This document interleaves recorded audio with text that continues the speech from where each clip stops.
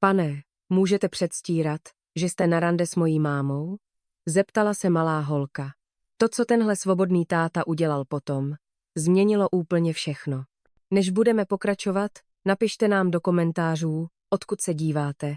Je vždycky fascinující vidět, kam až naše příběhy doputují.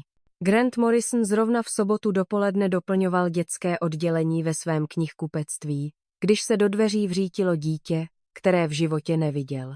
Holčička vběhla dovnitř, jako kdyby ji pronásledovalo něco děsivého, a přirazila k němu s úplně vyděšenýma očima. Prosím, pane, musíte mi pomoct. Můžete předstírat, že jste na rande s mojí mámou? Je to strašně důležité. Fakt si nevymýšlím. Grant stál s výtiskem knihy Charlottiny pavučinky v ruce úplně stuhlý, protože za 8 let, co vedl knihkupectví Morrison's Books, se ho ještě nikdo nezeptal na nic ani vzdáleně podobného. Jeho vlastní dcera Holly zvedla hlavu z čtecího koutku, kde si třídila svoje oblíbené obrázkové knížky, a velmi užitečně pronesla, že ta holka asi potřebuje s něčím pomoct, jako kdyby to nebylo úplně očividné. Grant si klekl, aby jí viděl do očí, protože vypadala opravdu vyděšeně, a ozval se v něm ten rodičovský instinkt, který se spustí pokaždé, když je nějaké dítě ve stresu, i když je to cizí dítě. Řekl jí, ať se nadechne a zpomalí, řekne, jak se jmenuje a kde má mámu. Holka se nadechla a pak to z ní začalo padat rychlostí kulometu. Řekla, že se jmenuje Kenny a její máma Simona sedí ve vedlejší kavárně s rodiči jejího mrtvého táty a ti s sebou vzali máminu bývalou známost. Tedy ne tak úplně bývalého přítele, spíš tátova kamaráda z vysoké, a teď se z něj snaží udělat mámina nového partnera. Děda Frank s babičkou Patricií prý mámu vždy rozbrečí. A Kenny je slyšela mluvit o tom, že si ji chtějí vzít k sobě, a ona se hrozně bojí, že bude muset k nim. Grantův mozek se snažil nějak zpracovat všechno, co na něj vychrlila, a zároveň se vyrovnat s tím, že právě od 7letého dítěte úplně mimochodem uslyšel výraz mrtvej táta. Než vůbec stihl vymyslet, co na to říct, dveře knihkupectví se znovu rozlétly a dovnitř vběhla žena, která vypadala, jako by se propadala hanbou. Okřikla dceru celým jménem a omlouvala se, že od stolu se neutíká, že jen poslední dobou moc kouká na romantické komedie a tohle má z toho. Prohlásila, že odcházejí, natáhla se po Kenny, ale ta se schovala za Granta jako za živý štít. Ženě mohlo být něco přes 30, tmavé vlasy stažené do culíku, trochu nakřivo nasazené brýle, jako by měla za sebou hodně náročné ráno. V obličeji měla výraz, který Grant až příliš dobře znal z vlastního zrcadla v horších dnech. Výraz člověka, který všechno drží pohromadě jen silou vůle a ví, že jedna další věc navíc by mohla celý ten složitý balanc úplně rozložit. Kenny na ní naléhala, ať ji poslechne. Oznámila jí, že našla někoho, kdo může předstírat, že je mámin přítel, aby babička s dědou přestali tlačit na nudného Majka, co umí mluvit celé hodiny jen o golfu. Prosila mámu Simonu, protože to podle ní fakt potřebuje. Grant koutkem oka zahlédl skrz výkladní okno starší pár, jak míří ke knihkupectví. Podle toho, jak Simona zbledla, mu bylo jasné, jak moc se tomu, co má přijít, chce vyhnout. A něco v Grantově mozku, pravděpodobně něco dost nerozumného, udělalo rychlé rozhodnutí. Zvedl se a klidným hlasem se jí zeptal, jak dlouho má hrát toho partnera. Simona na něj zůstala zírat s otevřenou pusou a vyhrkla, jestli to myslí vážně. Grant pokrčil rameny a snažil se dál tvářit, jako by to byla naprosto běžná sobotní aktivita. Její dcera ho požádala o pomoc, tak ji nabízí. Jak dlouho prý to celé musí hrát, aby to zabralo. Kenny celá rozzářená prohlásila, že jen během oběda, že ten oběd stejně platí prarodiče a že to máma strašně potřebuje. Holly vyskočila z čtecího koutku s knížkou v ruce a nadšeně se ptala, jestli může jít taky, že chce pomoct a že vlastně svého tátu nikdy neviděla na rande. Grant si promnul obličej a přemýšlel nad tím, že se do téhle šílené situace právě emocionálně zapojila i jeho 8letá dcera. Simona se dívala střídavě na něj, na Kenny a na starší pár, který už určitě mířil do knihkupectví, a udělala rozhodnutí, které bylo pravděpodobně stejně nerozumné jako to jeho. Souhlasila, poděkovala mu a slíbila, že mu všechno později vysvětlí.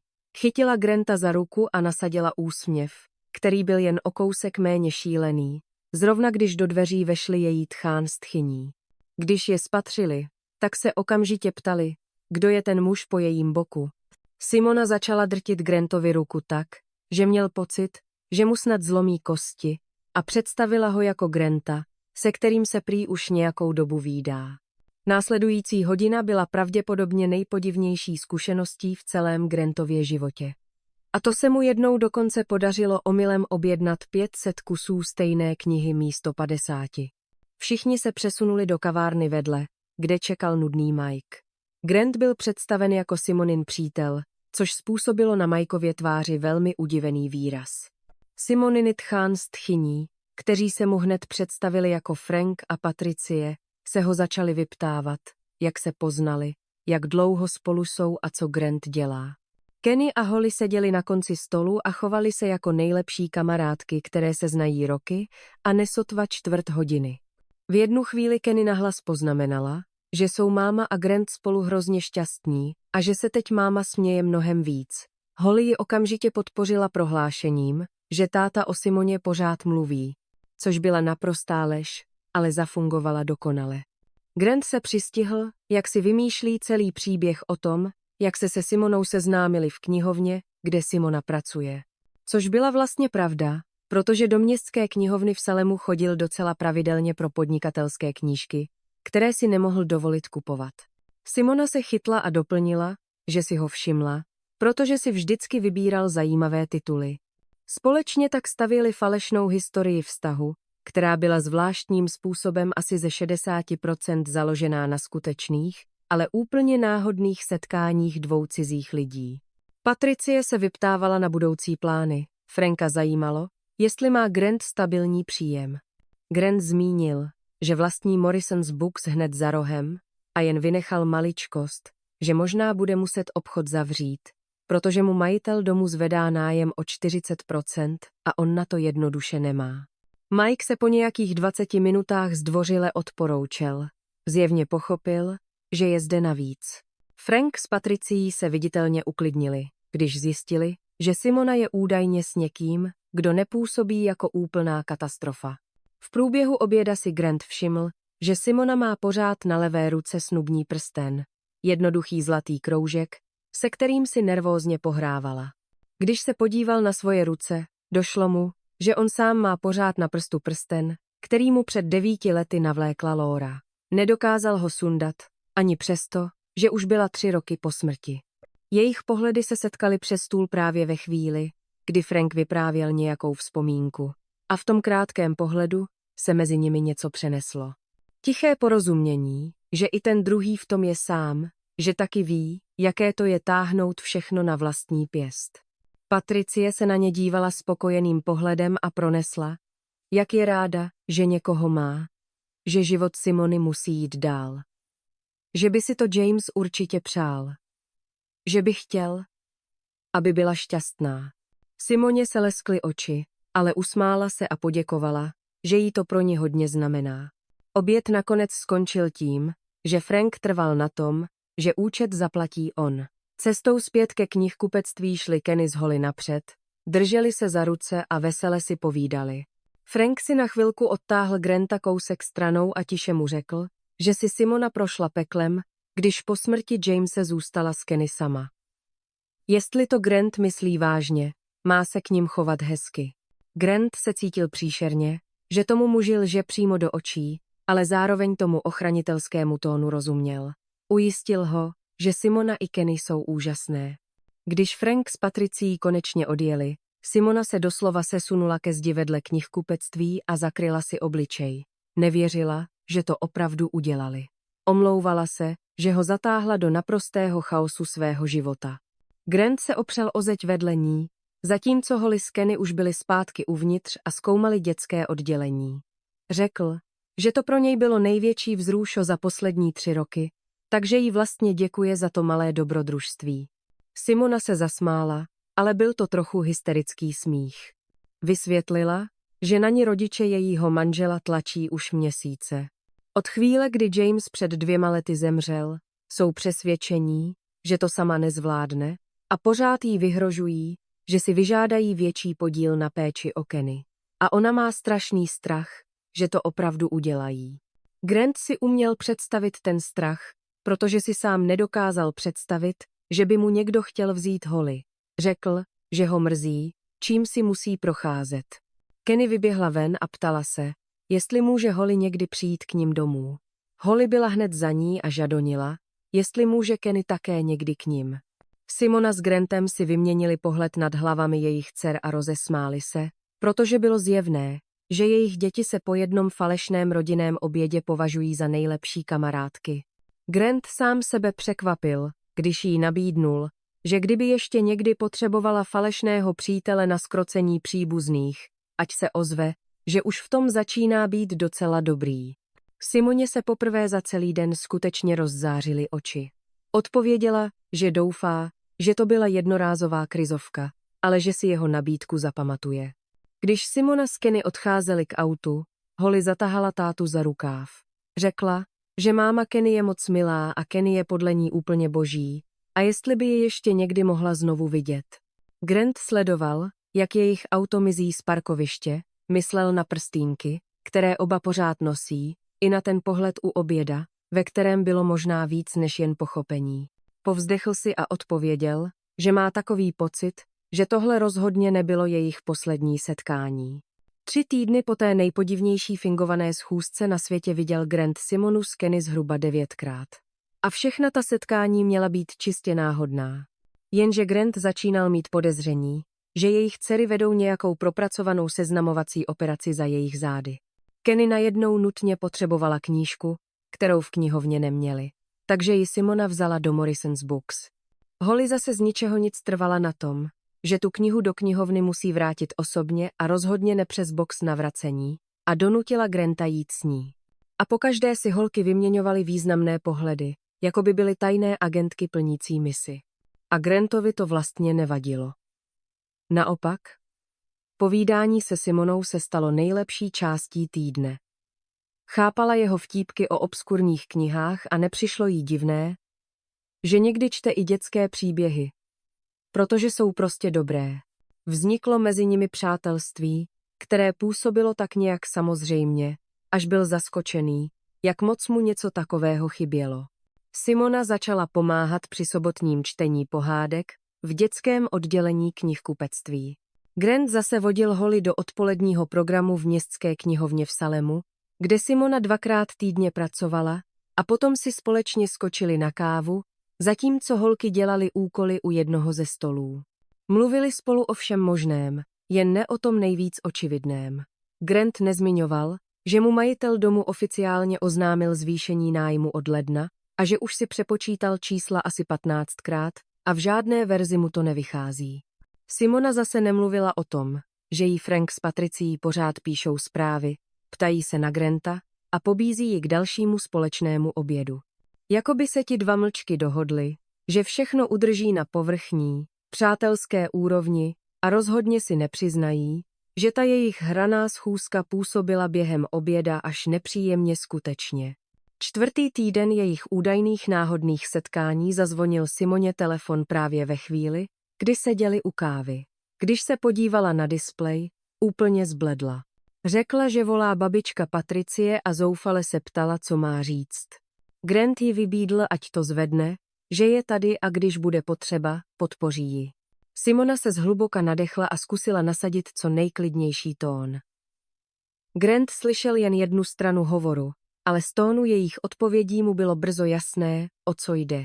Patricie je pozvala v sobotu na rodinnou večeři k nim domů, chtějí se s Grantem více upoznat. Frank prý prohodil něco o tom, že si musí ověřit, jestli je doopravdy takový, jaký se zdá. Simona po položení telefonu vypadala úplně vyděšeně. Prohlásila, že je to test, že možná něco tuší a chtějí to prokouknout. Grant jí v duchu musel dát za pravdu. Měl říct ne. Měl vysvětlit, že už to zašlo moc daleko a měli by se přiznat, že to celé bylo divadlo. Jenže pak se od stolu s úkoly zvedla Kenny, která měla očividně přepnutý režim na. Poslouchám všechno potají a s obavami v očích prohlásila, že když jim to máma řekne, budou strašně naštvaní. Prosila ji, a tím to zatím neříká. Simona vypadala rozpolceně a v tu chvíli Grant udělal další z impulzivních rozhodnutí, která se mu v poslední době nebezpečně množila. Řekl, že pojede. Že jeden rodinný večer zvládnou a že jí tím koupí čas, aby si vymyslela, jak to celé vyřešit bez toho, aby prarodiče vyšilovali. Úleva v Simonině tváři byla tak obrovská. A Holly šeptla Kenny dost nahlas na to, aby to slyšeli všichni, že jejich plán jde přesně podle scénáře. Obě se rozesmály a Grant si byl najednou úplně jistý, že jeho dcera v tomhle všem hraje mnohem větší roli, než by přiznala. V sobotu seděla Holly v autě vzadu a poučovala tátu, jak se má chovat. Grant na ní v zrcátku vyjel, odkud vůbec ví, jak se chovají kluci na rande, když chodí teprve do 3. třídy. Holly protočila oči a ujistila ho, že umí číst a viděla filmy. Vyrazili pro Simonu s Kenny. Jakmile všichni 4 seděli v autě, atmosféra trochu zhoustla. Simona měla na sobě modré šaty, ve kterých jí to neskutečně slušelo, a s vlasy také něco udělala. Grant se přistihl, že na ni po očku zírá a musí se násilím soustředit na řízení. Dům Franka a Patricie na předměstí vypadal jako z katalogu. Upravený trávník, rodinné fotky na každé stěně. Večeře byla téměř slavnostní, pečené maso, 3 přílohy a uprostřed toho Patricie bombardující Granta otázkami na jeho záměry a budoucnost. Kam tenhle vztah podle něj směřuje, jestli přemýšlí dlouhodobě. Grant se podíval na Simonu, která se tvářila, jako by se chtěla vypařit, a z úst mu vypadlo, že mu na Simoně hodně záleží, že to berou den po dni, ale ano, bere to vážně. Ta lež vyšla ven až příliš hladce. A co bylo horší, ani to úplně jako lež nepůsobilo. Frank se zajímal o knihkupectví. Grant popsal, že funguje už 8 let a zase si nechal pro sebe, že brzy možná skončí. Patricie se ptala, jestli přemýšleli o společném bydlení. V tu chvíli se Simona i Grant současně zakuckali. Holky byly k nezaplacení. Kenny vyprávěla historky o tom, co všechno spolu s mámou a Grantem dělali, jen v nich nenápadně změnila okolnosti tak, aby zněly víc jako rande než jako běžné kamarádské aktivity. Holly ji nadšeně sekundovala a potvrzovala každou větu s takovým zápalem, že by se za to nemusel stydět ani profesionální herec. Po večeři si vzal Frank Granta stranou na zadní verandu, zatímco se Patricie v kuchyni pustila do hovoru se Simonou. Frank mluvil o svém synovi, o tom, že to byl dobrý člověk, miloval Simonu i Kenny nade všechno a jeho smrt rozbila celou rodinu. Přiznal, že Simona bojuje, ale že jí nikdy nechtěli dceru vzít, jen se báli, že je na všechno sama. A že když se někdo jako Grant rozhodne do jejich života vstoupit, musí mít jistotu, že se nezalekne, až přijdou nějaké těžkosti. Grant se teď cítil jako naprostý podvodník. Zároveň ale přesně chápal, proč se Frank tak vyptává.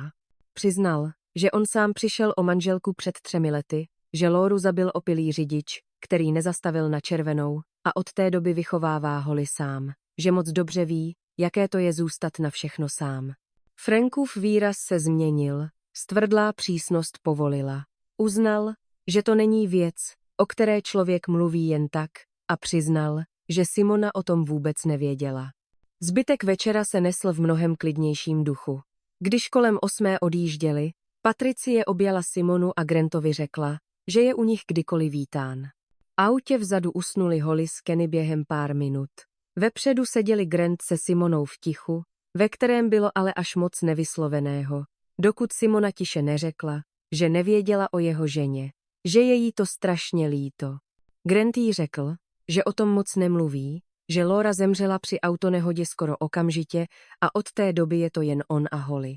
Simona položila ruku na jeho předloktí a upřímně řekla, jak je to hrozné, a že nechápe, jak to jako muž zvládl všechno sám. Zastavili před jejím domem a ani jeden se neměl k tomu vystoupit. Simona se omlouvala, že ho zatáhla do celé té komedie s její rodinou. Připomněla, že mělo jít pouze o oběd, a teď to celé přerostlo v něco mnohem většího. Grant se na ni podíval a světlo pouliční lampy jí dopadalo na tvář tak, že mu z toho zvláštně stěžklo na hrudi. Řekl, že tohle všechno byla nejzábavnější věc za poslední 3 roky. Že Simona i Kenny jsou skvělé a že ho to těší víc, než by si chtěl připustit.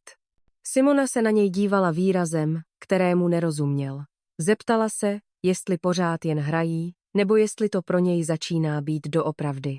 Vzduch v autě najednou zhoustl a mezi nimi to jiskřilo. Když se k sobě intuitivně naklonili, dělili je už jen centimetry. A přesně v ten moment se zezadu ozvalo rozespalé zamumlání Kenny, která si ze sna něco prospěvovala. Oba sebou trhli, jako by dostali elektrickou ránu. Simona se zasmála, tentokrát už upřímněji, a poznamenala, že by měla dceru dostat do postele, než se probere a bude nevrlá. Grant jí pomohl Kenny vynést do bytu, zatímco Holly čekala v autě. U dveří se na něj Simona otočila a přiznala, že to, co mezi nimi je, nedokáže pojmenovat, ale že je ráda, že se to děje. Grant jí stiskl ruku a ujistil ji, že on je na tom stejně. Cestou domů byla Holly najednou úplně vzhůru a bez obalu prohlásila, že ví, že Simona má tátu doopravdy ráda. Ne jako na oko, ale doopravdy. Že jen nechápe, proč to pořád jen předstírají. Grant málem strhnul volant. Holly se nespokojila s jeho neurčitým vysvětlením, že je to složité. Prohlásila, že možná jen čeká, až jí to řekne jako první on, a jestli ho vůbec napadlo, že to může být přesně naopak, než si myslí. U Simony doma mezitím ukládala Kenny do pyžama a do postele a dcera se ptala úplně na to samé. Jestli má Granta ráda doopravdy, nebo jen kvůli babičce a dědovi. Simona se snažila tvrdit, že jsou jen přátelé, kteří si navzájem pomáhají. Kenny ji propalovala 7letýma očima, které vypadaly až nebezpečně moudře. Řekla mámě, že ten opravdový úsměv má jen, když je Grant poblíž. Ne ten nucený, který používá pro ostatní. A že se směje jeho vtipům, i když nejsou nic moc. Když Kenny usnula, seděla Simona sama v obýváku a prsty si pohrávala se snubním prstýnkem. Myslela na to, že Grant pořád nosí svůj. Že se oba drží duchů minulosti a zároveň možná natahují ruku po něčem novém. Telefon na stole zavibroval. Přišla zpráva od Granta. Psalo se v ní, že mu Holly právě oznámila, že ona s Kenny celou dobu organizovali jejich setkávání, že je prý napálili vlastní děti. Simona se zasmála nahlas a odepsala, že se Kenny před chvílí přiznala k tomu samému. Grant jí odpověděl, že zřejmě začali být takhle vynalézavé přesně ve chvíli, kdy se oni dva rozhodli lhát všem kolem. Že se prostě učí od mistrů. Simona se přistihla, jak se na telefon usmívá jako zamilovaná puberťačka. Pokusila se telefon odložit, jako by tím mohla zastavit ten stupidní úsměv, ale nezmizel. O 2 týdny později přišla Simona do knihkupectví vrátit kuchařku, kterou si tam půjčila. Už ve chvíli, kdy vešla, cítila, že je něco špatně. Grant seděl za pultem, hlavu v dlaních. Na stole před ním ležel úředně vyhlížející dopis s tučným červeným nápisem, který nikdy neznamená nic dobrého. Zeptala se ho, co se děje. Když se na ní podíval, měl v obličeji porážku, jakou u něj ještě neviděla. A pak uviděla ten papír, neúplně výpověď, spíš oznámení o neprodloužení nájemní smlouvy. Dávali mu 60 dní na to, aby začal platit nový nájem, nebo musí prostory vyklidit. Nový nájem byl o 40% vyšší než ten stávající. Simona v hlavě udělala rychlý propočet. Bylo jí okamžitě jasné, že takový náraz nemá malý nezávislý knihkupec v takhle velkém městě šanci ustát. Zeptala se, proč jí nic neřekl. Proč před ní dělal, že je všechno v pohodě. V hlase měla víc ostří, než chtěla, ale nešlo to jinak. Grant se zvedl a ocekl, že nejsou doopravdy spolu, že tohle není její starost, že ji nechtěl zatěžovat svými krachujícími podnikatelskými plány, když ona má sama dost svých vlastních starostí. Simoně připadalo, jako by ji někdo plácnul po tváři. Vybuchla, jestli to myslí vážně. Myslela si, že jsou aspoň přátelé. Že potom všem, čím za poslední týdny prošli, jsou víc než 2 lidé, co hrají komedii pro její tchány. Stáli proti sobě přes pult, mezi nimi viselo ve vzduchu všechno, co předtím neřekli.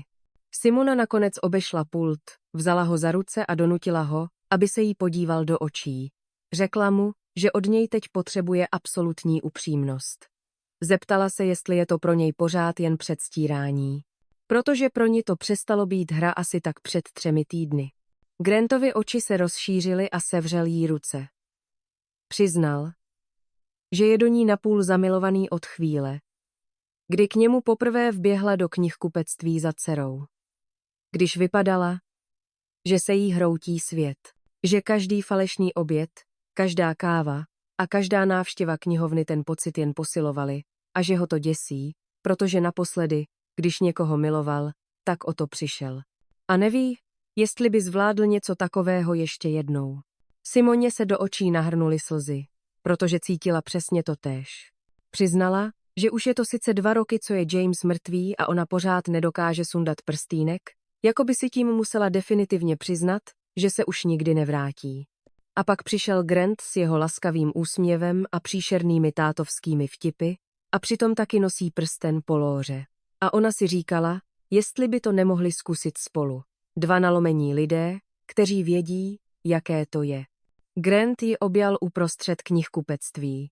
Omluvil se, že ji nezasvětil do situace s nájmem, že se schovával za výmluvu, že spolu nejsou doopravdy. Zeptal se jí, jestli to skutečně chce, aby to tak bylo. Protože on strašně. Simona se odtáhla jen tolik, aby mu viděla do tváře. Odpověděla, že ano. Že chce, aby tohle bylo opravdové. Chce mu pomoct zachránit knihkupectví. A chce přestat předstírat, že vztah jen předstírají. Další den zavolala Simoně do práci Patricie. Už podle tónu hlasu Simona věděla, že to nebude příjemný rozhovor. Patricie jí oznámila, že s Frankem přijedou do knihovny za 20 minut, že si musí promluvit. Ani jí nedala prostor něco namítnout a položila. O 20 minut později vešli Frank s Patricií do městské knihovny v Salemu, tváře přísné a odhodlané. Požádali Simonu, jestli se s nimi může sejít v jedné ze studoven.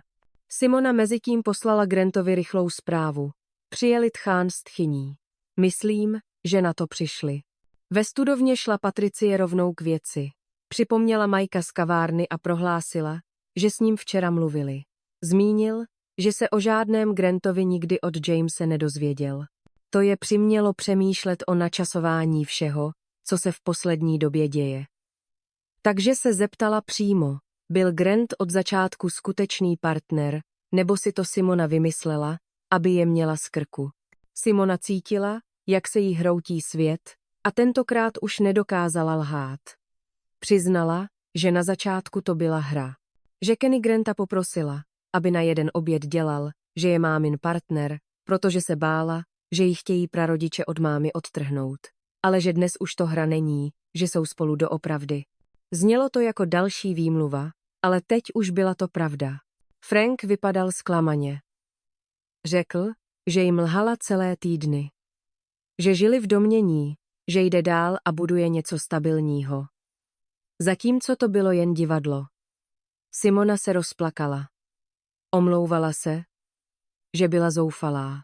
Připomněla, že jí pořád opakovali, že to sama nezvládá a ona měla smrtelný strach, že opravdu požádají o změnu péče, že prostě spanikařila. V tu chvíli se otevřely dveře studovny a vešel Grant s Holly po boku. Omluvil se, že jde pozdě a prohlásil, že Simonu v tom samotnou nenechá. Podíval se Frankovi s Patricií do očí a klidným hlasem řekl, že to celé opravdu začalo jako divadlo. Kenny byla vyděšené dítě, které potřebovalo pomoct, a on řekl ano, ale že dnes už to divadlo není. Že Simonu miluje. Že je to naprosto výjimečná máma, která vychovává Kenny úžasně, navzdory všemu, čím si prošla. Patricii překvapivě zjemněl výraz. Řekla něco, co Simona vůbec nečekala. Přiznala, že nikdy nepochybovali o tom, že je dobrá máma. Že jen nechtěli, aby byla sama, protože tahle cesta je strašně těžká a 2 roky na ní vidí, jak bojuje. Frank doplnil, že James by určitě chtěl, aby byla šťastná. Aby měla celou rodinu, aby se Kenny měla o koho opřít. Nechtěli prý nikoho od nikoho brát, chtěli jen jistotu, že jsou v pořádku. Simona se úplně sesypala. Přiznala, že si celou dobu myslela, že ji považují za neschopnou, že hledají důvod dokázat, že selhává. Všichni si sedli a poprvé od Jamesovy smrti spolu mluvili naprosto upřímně. Frank s Patricií přiznali, že občas překračovali hranice, protože je děsila představa, že přijdou o kontakt s Kenny. Simona zase otevřeně řekla, že se tak moc soustředila na to, aby dokázala, že všechno zvládne sama, až přestala žádat o pomoc i ve chvílích, kdy ji opravdu potřebovala. Grant seděl vedle ní, držel ji za ruku. Frank se nadechl a řekl, že to je všechno, co potřebovali vědět. Omluvili se, že tlačili až moc, že jen nechtěli, aby v tom byla sama. Když odešli, Simona se v uličce mezi regály doslova sesunula na Granta, tentokrát ale velkou úlevou. Nemohla uvěřit, že nejsou rozzuření. Nemohla uvěřit, že to dopadlo takhle. Jak se ukázalo, ředitelka knihovny už nějakou dobu obcházela kolem studovny a nešlo jí úplně neslyšet část hovoru. Zaklepala, vešla a vypadala zamyšleně. Řekla, že zaslechla, že Grant vlastní knihkupectví na hlavní ulici, které přichází o nájemní smlouvu. Simona přikývla, ještě trochu v šoku. Ředitelka pokračovala tím, že se v knihovně bavili o tom, jak víc spolupracovat s místní komunitou. Navrhla, že by mohli rozjet program místní knihkupectví v centru pozornosti. Městská knihovna by při všech svých akcích doporučovala, aby si lidé kupovali knihy právě v Morrison's Books, zvát je na klub čtenářů, možná některé akce pořádat přímo v knihkupectví. Mohlo by mu to přivést víc lidí i prodejů. Grant byl v šoku. Zeptal se, jestli by to opravdu udělali. Ředitelka se usmála a řekla, že nezávislá knihkupectví jsou poklad a že budou rádi, když pomůžou udržet to jeho při životě. O půl roku později se Morrison's Books sice pořád potýkalo s těžkými časy, ale díky partnerství s knihovnou a velké podpoře lidí z města obchod stále fungoval. Grant a Simona spolu chodili oficiálně, bez předstírání, bez tajemství.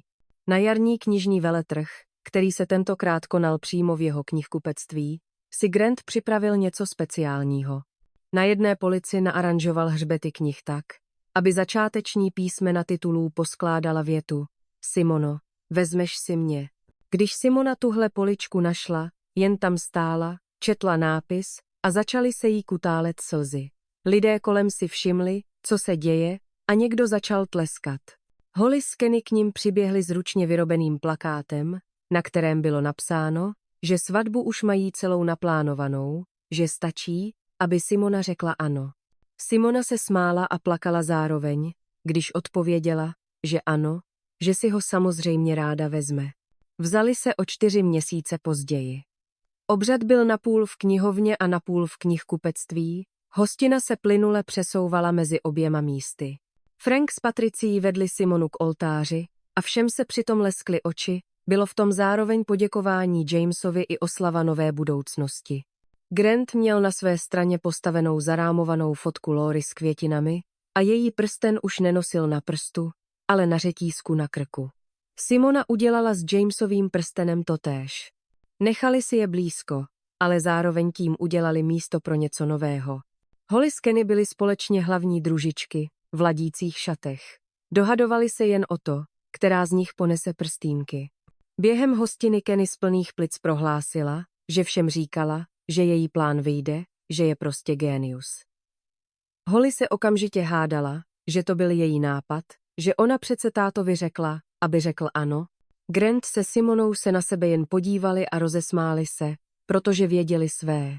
Ty dvě to měly promyšlené od úplně první chvíle, kdy Kenny vběhla do knihkupectví a požádala cizího člověka o nemožnou laskavost. Někdy ty nejšílenější prosby vedou k těm nejkrásnějším koncům. Kenny požádala cizího muže, aby předstíral, že je mámin přítel, a z toho jednoho jakože rande nakonec vznikly 2 propojené rodiny.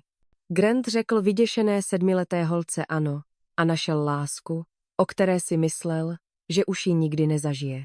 Simona nechala vstoupit cizího člověka do svého chaotického, komplikovaného života a zjistila, že i nalomení lidé dokážou spolu postavit něco pevného. Jestli vám tenhle příběh připomněl, že říct ano, když někdo potřebuje pomoc, i když to na první pohled vypadá šíleně, může změnit úplně všechno. Že děti někdy vidí mnohem jasněji než dospělí, kteří se bojí vlastních citů. A že je možné uctít ty, které jsme ztratili, a přitom si dovolit milovat znovu. Dejte videu like, přihlaste se k odběru a pošlete tenhle příběh někomu, kdo potřebuje slyšet, že je v pořádku jednou sundat prstýnek a zkusit znovu otevřít srdce. Díky, že jste s námi. A pamatujte, některé z nejhezčích lásek začínají úplně neplánovaně, třeba jedním zoufalým dítětem, které požádá cizince o jednu nemožnou laskavost.